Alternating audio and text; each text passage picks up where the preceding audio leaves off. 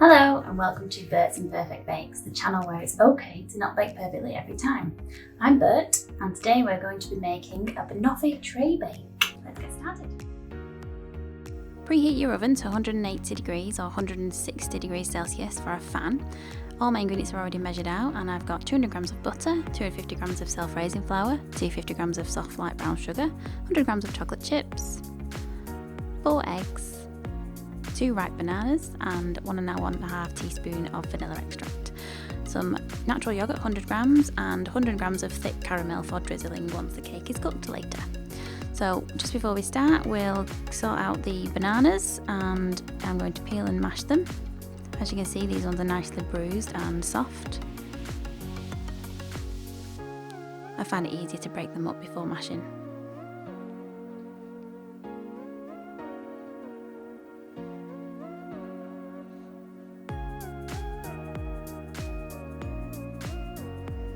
I also find it easier to mash with a fork instead of a masher, but whatever floats your boat. Once they're all mashed up, pour them into your mixing bowl. Now add your butter.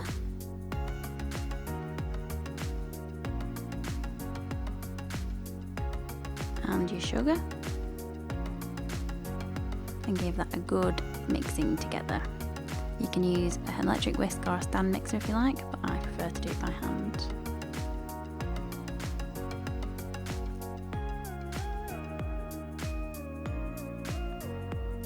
Once it's all mixed together, just before adding the eggs, I like to add a bit of flour to avoid some separation. I added 2 tablespoons, mixed it all together.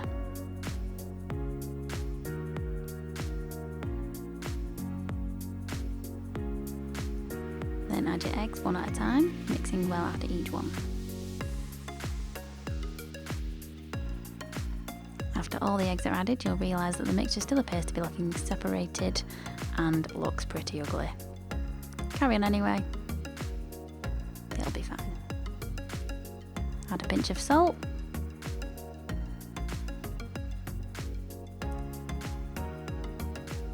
Now add the flour,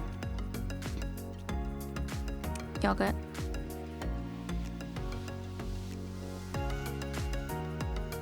make sure you get it all in there, and the chocolate chips.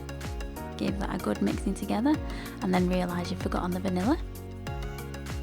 Struggle to open the pot in the process.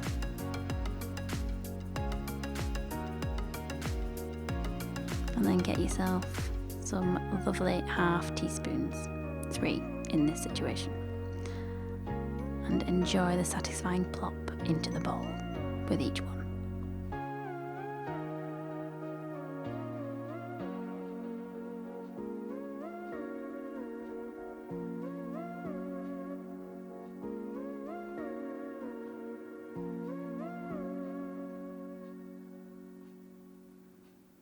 It's very satisfying. Now continue to stir until you have something that resembles a nice smooth batter like this. By this point it's pulled itself together and has stopped separating. Now get your baking sheet. I'm using a 20 by 30 centimetre sheet tray. Give it a good grease from the remnants of butter left in the bowl from before and insert your baking paper. You'll probably cut yours to size better than this one.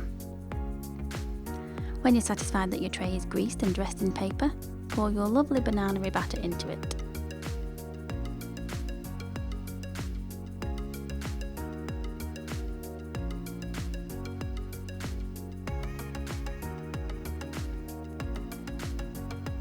Smooth it out so it's nice and flat-ish, getting to all the corners.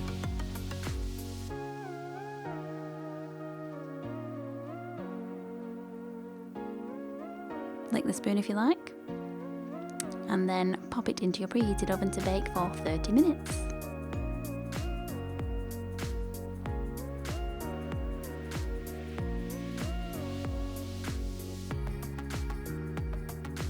Once you've waited patiently, put your oven gloves on, open the oven door, waft the smoke away, and then place your heat-proof mat on the worktop that you definitely didn't forget.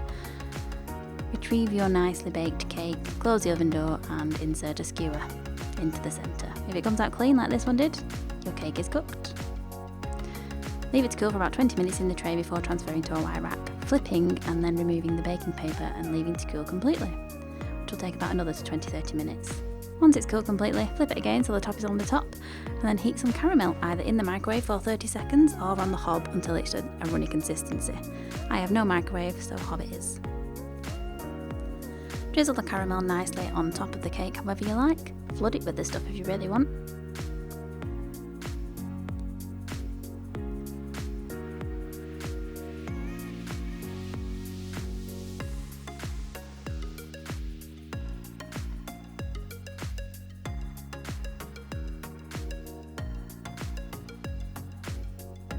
Now all that's left to do is cut it into nice squares.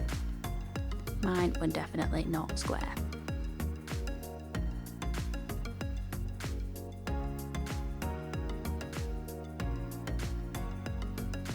There's Molly. She just likes to say hello now and again. Now get yourself a nice slice. Admire how the chocolate chips naturally sank to the bottom and devour it.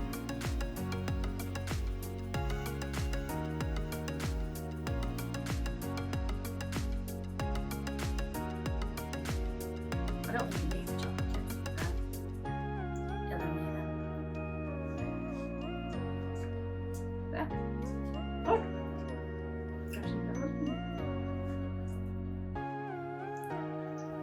It's okay.